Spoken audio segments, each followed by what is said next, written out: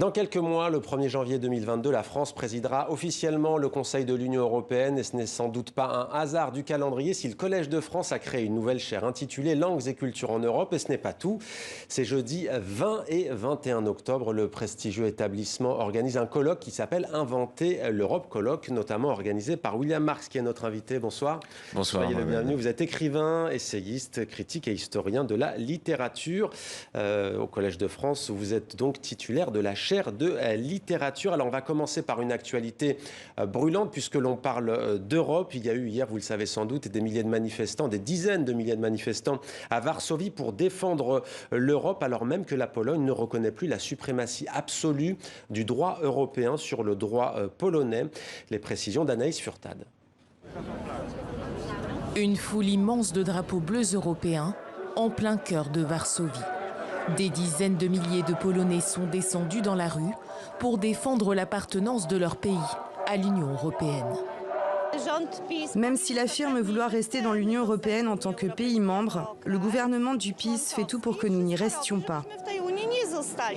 Je n'arrive pas à croire que nous allons nous exclure de l'Union européenne d'un point de vue légal. En fait, nous allons être en marge, comme une sorte de bizarrerie européenne. Source de leur mécontentement, une décision historique de la Cour constitutionnelle, largement favorable au pouvoir populiste, de refuser toute primauté du droit européen sur les lois polonaises. Pour Donald Tusk, c'est un premier pas vers une sortie de la Pologne de l'Union. Le chef de l'opposition et ancien président du Conseil européen a appelé ses compatriotes à s'y opposer. Un pseudo-tribunal, un groupe de personnes déguisées en juges, sur ordre du président du parti au pouvoir, violant la constitution polonaise, a décidé de sortir notre pays de l'Union européenne. Nous voulons une Pologne indépendante. Vous voulez une Pologne indépendante ? Nous voulons une Pologne européenne. Nous voulons une Pologne démocratique. Le gouvernement polonais a lui assuré que le pays resterait dans l'Union européenne. De son côté, Bruxelles s'est dite prête à utiliser tous les outils à sa disposition pour garantir la primauté du droit communautaire. La décision de la Cour pourrait priver la Pologne du financement européen, prévu pour assurer la relance économique post-Covid-19. Voilà pour les faits. William Marx, quand on prépare un colloque comme c'est votre cas sur l'Europe, on imagine qu'on n'est pas insensible à ce qui se passe aujourd'hui en Pologne? Non, c'est assez terrible ce qui se passe actuellement en Pologne. Nous savons bien que le gouvernement polonais instrumentalise l'idée d'Europe pour se renforcer dans son propre pays. Mais ce qu'il attaque en attaquant l'Europe, ce sont en fait des valeurs. Ce sont des valeurs de liberté, des valeurs d'intelligence, des valeurs de créativité, qui sont des valeurs de notre civilisation. Et je trouve extrêmement beau de voir la société polonaise, le peuple polonais, se rebeller contre son propre gouvernement pour soutenir précisément cette idée d'Europe à laquelle il est attaché et à laquelle nous sommes ici tous attachés. Mais on va y venir justement. Mais est-ce que c'est pas un mirage de voir l'Europe comme un ensemble de valeurs et de droits? On entend souvent ce discours. Non, je crois que c'est la réalité absolument historique à laquelle nous nous référons précisément dans ce colloque, où il s'agit de, nous disons beaucoup, il faut réinventer l'Europe, et tout cela paraît un peu une idée abstraite. Dans la réalité, l'Europe existe dans les faits. Depuis des siècles, elle existe par ses esprits, par ses citoyens, par ses chercheurs, par ses créateurs, par ses scientifiques, qui font une Europe qui fonctionne de fait. Oui. Et il faut en rendre conscient les gens autour de nous. C'est le rôle. Mais par la religion aussi, alors pas seulement catholique, mais là en l'occurrence il s'agit de la religion catholique sur la Pologne. Du coup, est-ce qu'on assiste à une crise civilisationnelle au sein même de l'Europe? Non, mais l'Europe est constituée sur beaucoup de religions. Il y a eu une très forte présence du christianisme en Europe, pas seulement le catholicisme, mais il y a aussi d'autres religions qui ont été présentes historiquement en Europe, le judaïsme et maintenant l'islam, et puis aussi d'autres religions éventuellement encore plus minoritaires.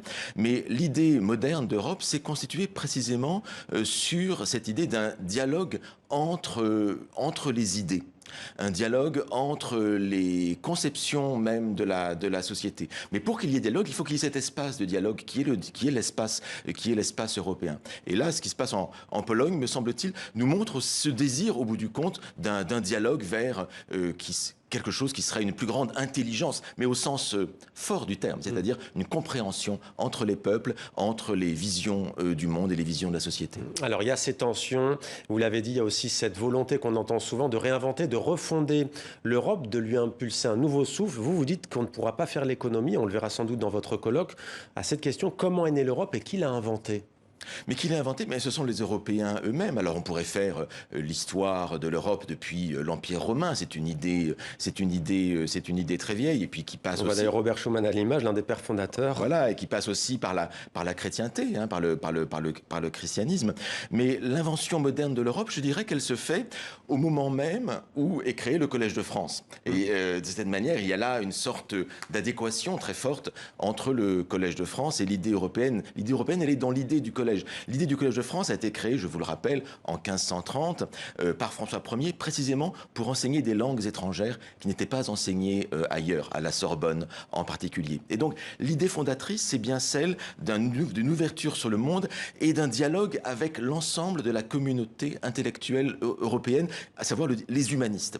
Et donc, la science, les savants, les chercheurs, les penseurs ont tous convergé autour du Collège de France pour y enseigner, pour y apporter leur savoir qui n'était pas un savoir purement français, mais un savoir qui s'est élaboré au niveau de l'ensemble de l'Europe, avec les Italiens, les Allemands, les Pays-Bas, etc.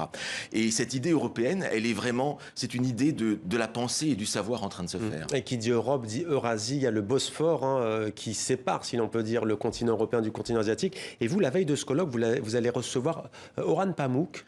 Exactement, c'est-à-dire que le colloque est ouvert donc officiellement le 21 octobre matin, excusez-moi, mais la veille à 19h au Collège de France, nous recevons en visioconférence Orhan Pamuk, le grand prix Nobel de littérature turque 2006, l'un des plus grands, un des plus immenses écrivains qui soit, dont les œuvres sont absolument phénoménales, mais qui a un regard sur la Turquie, sur les relations entre l'Europe et la Turquie tout à fait fondamental, avec une parole d'une très très grande liberté. Que dit vraiment? Et vraiment, c'est-à-dire qu'il est très critique actuellement, me semble-t-il, mais je ne veux pas parler pour lui, très critique sur le gouvernement turc actuel, sur les orientations qui sont faites au niveau sociétal. Et évidemment, il est pour un dialogue très approfondi entre l'Europe et la Turquie, parce que lui appartient à cette idée européenne, mais qui pour lui est une idée européenne de la littérature. L'œuvre d'Orhan Pamuk en tant que romancier, c'est une œuvre qui est basée sur la lecture de Dostoïevski, sur la lecture de Flaubert, sur la lecture de Jane Austen. Et il est entièrement dans cette tradition européenne, qui est aussi la tradition de la littérature turque. Alors, l'autre actualité du Collège de France, c'est cette nouvelle chaire intitulée Langues et culture en Europe. Est-ce que vous pouvez nous en toucher un mot, même si vous n'en serez pas le titulaire? Non, mais c'est une chaire à la création de laquelle j'ai beaucoup contribué. C'est une chaire qui est en partenariat avec le ministère de la Culture. Et son titre exact, c'est L'invention de l'Europe par les langues et les cultures. Et le titre dit tout, à savoir comment toutes les langues, toutes les cultures ont droit de citer dans cette Europe pour créer une Europe vraiment universelle qui parle de tout et qui parle toutes les langues. Et le premier titulaire de cette chaire, c'est une chaire annuelle, est Alberto Manguel, le grand écrivain canado-argentin qui vit maintenant à Lisbonne. Donc c'est dire le côté très mondial et très universel de cet homme, spécialiste des bibliothèques. Il nous a fait une magnifique conférence inaugurale sur le mythe de l'Europe. Et les cours d'Alberto Manguel commenceront au mois de mars en présence. Et ce sera sur les mythes de l'Europe, les différents mythes auxquels correspondent chaque fois une idée différente de l'Europe. C'est absolument extraordinaire. C'est un esprit universel. À qui s'adresse ce colloque ? Le colloque s'adresse à tous les hommes de bonne volonté, comme on dit dans le christianisme. Non, tous les hommes et femmes, j'entends. Ce que je veux dire, c'est que ça s'adresse à tous. Le Collège de France est ouvert à tous les publics, de toutes catégories. C'est sans condition de diplôme, c'est totalement gratuit. Il faut venir. Si vous ne pouvez pas venir à Paris, vous pouvez le suivre en ligne. Et évidemment, tout est enregistré et diffusé en ligne. Et vraiment, il faut venir nombreux pour participer à cette discussion entre des savants, des hommes et des femmes politiques, des écrivains qui vont parler de cette idée d'Europe comme une Europe en mouvement, une Europe de l'invention, une Europe comme force d'invention. Ça, je crois que c'est extrêmement fort. Ma dernière question, j'allais vous dire, vous, homme de lettres, si vous deviez associer un mot à cette Europe, vous en avez déjà décliné un, mouvement, Un autre? Mouvement, inventivité et liberté. Voilà, c'est 2 mots, hein, vous voyez. Ce serait un peu je crois que l'Europe, c'est comme le vélo. Elle ne fonctionne que lorsqu'elle est dans le mouvement. Et c'est un mouvement de l'esprit, un mouvement de la création intellectuelle et artistique et politique et sociale. Parce que le côté social est aussi extrêmement présent dans ce colloque. Vraiment, venez nombreux. Et si vous aviez des pistes, vous, justement, pour la réenchanter, vous n'êtes pas homme politique, mais de me réenchanter l'Europe, pour vous, ce serait quoi alors? Venir au colloque et écouter lire les écrivains européens.